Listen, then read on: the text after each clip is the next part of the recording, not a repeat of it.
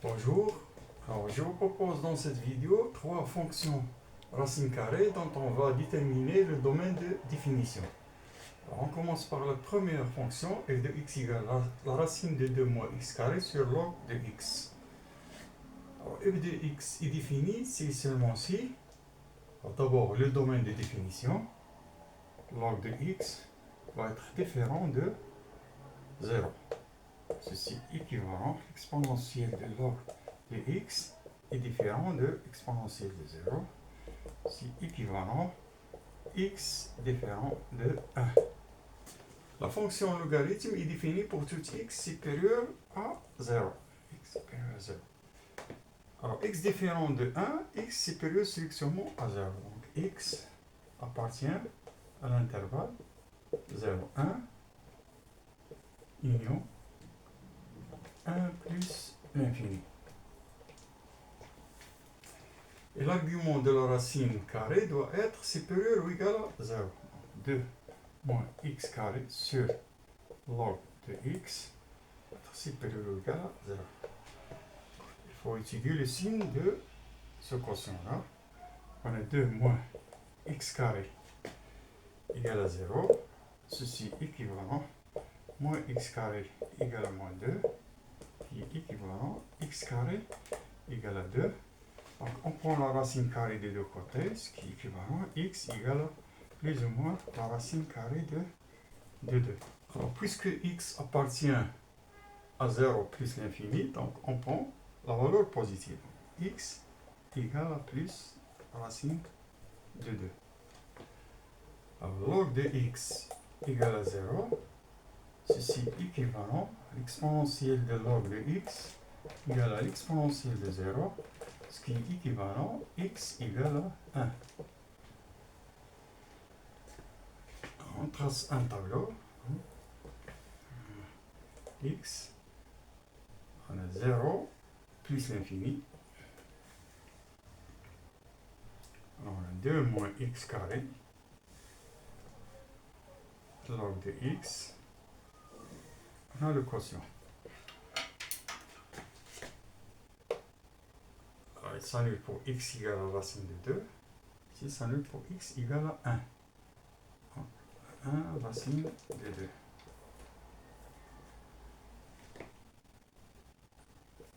Alors, entre 0 et racine de 2, 2 moins x carré est positif.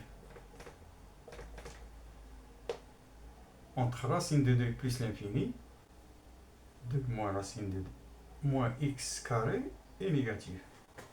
Log de x s'annule pour x égale à 1. Donc, entre 0 et 1, log de x est négatif, il est positif. Alors, le quotient, on doit éliminer 1, quand on a ici un dénominateur, c'est négatif, positif, négatif. Ça veut dire x égale à racine de 2. Alors, le quotient doit être supérieur ou égal à 0, donc c'est entre l'intervalle, c'est l'intervalle positif, donc entre 1 et racine de 2. Donc x appartient à, on ne prend pas 1, donc racine de 2. Alors le domaine de définition est l'intersection des deux domaines. Alors x appartient à 1 racine de 2. 1 racine de 2 appartient à l'intervalle 1 plus l'infini. Donc on doit supprimer 0, 1. On trace une droite. On a 1, on a racine de 2. Alors x appartient à 1 racine de 2. Cet intervalle. Et x appartient à 1 plus l'infini. Donc c'est cet intervalle. Alors l'intersection de cet intervalle et de cet intervalle, c'est 1 racine de 2. Donc d de f égale à 1 racine de 2. Alors on passe à la deuxième fonction, f de x égale à la racine de la valeur absolue de log de x moins 2. Alors f de x est défini si seulement si l'argument de la racine est supérieur ou égal à 0. valeur absolue de log de x moins 2 va être supérieur ou égal à 0. Ceci équivalent à la valeur absolue de x va être supérieur ou égal à 2. Alors la valeur absolue de log de x supérieur ou égal à 2, ceci équivalent, log de x est supérieur ou égal à 2, ou log de x est inférieur ou égal à moins 2. Ceci équivalent à exponentielle de log de x supérieur à l'exponentielle de 2, ou exponentielle de log de x est inférieur à l'exponentielle de moins 2. Ceci équivalent x supérieur à l'exponentielle de 2 ou x inférieur ou égal à exponentielle de moins 2. Donc x appartient à x inférieur à l'exponentielle de moins 2. Donc c'est moins l'infini, l'exponentielle de moins 2. Alors on prend l'exponentielle de moins 2, union, c'est x supérieur à l'exponentielle de 2. Donc, exponentielle de 2 plus l'infini. Puis la fonction log est définie pour tout x supérieur strictement à 0. Donc x supérieur strictement à 0. Donc le domaine de définition, c'est l'intersection des deux domaines. Alors 0, il est entre moins l'infini et l'exponentielle de moins 2. Donc d de f égale à 0, exponentielle de moins 2, union exponentielle de 2 plus l'infini. Alors on passe à la troisième fonction, f de x égale la racine de la valeur absolue de x plus 5 sur x moins 3. Alors f de x est défini si seulement si l'argument est supérieur strictement à 0. Donc la valeur absolue de x plus 5 sur x moins 3 supérieur ou égal à 0. Et puisqu'on a ici le dénominateur, donc x doit être différent de 0. Alors l'équation est équivalente à la valeur absolue de x plus 5 sur x est supérieur ou égal à 3. Ceci équivalent à x plus 5 sur x est supérieur ou égal à 3, ou x plus 5 sur x est inférieur ou égal à moins 3. Alors, équivalent, x plus 5 sur x moins 3 est supérieur ou égal à 0, ou x plus 5 sur x plus 3 est inférieur ou égal à 0.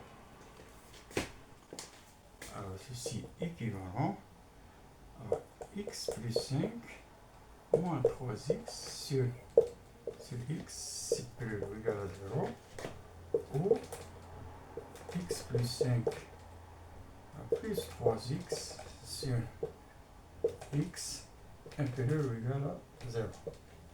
Alors, équivalent à 5 moins 2x sur x supérieur ou égal à 0, ou 5 plus 4x sur x est inférieur ou égal à 0. Alors, on détermine le signe des deux quotients.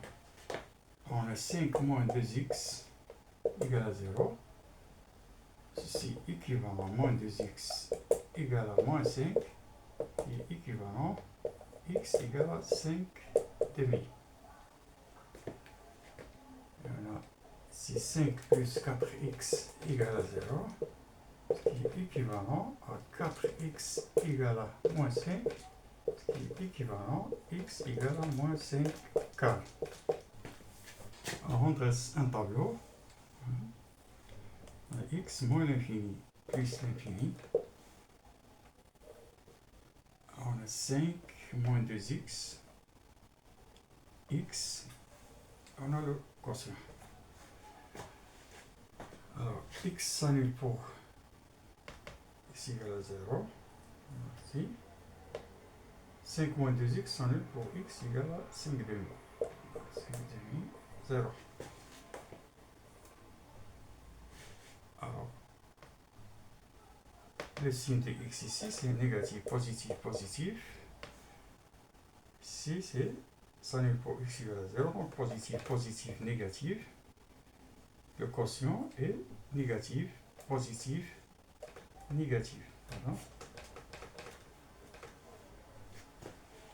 Alors, on ne prend pas 0 car x différent de 0. Et 5 moins 2x, ça est pour x égale à 0. Alors, la même chose pour la deuxième inéquation. On trace un tableau. X moins l'infini plus l'infini. 5 plus 4x. On a x, on a le quotient. On a moins 5 quart, on a 0. Alors, x s'annule pour x égale à 0. Donc, positif, négatif, négatif. S'annule pour x égale à moins 5 quart. C'est donc positif, positif, négatif. Alors, le quotient est positif, négatif, positif.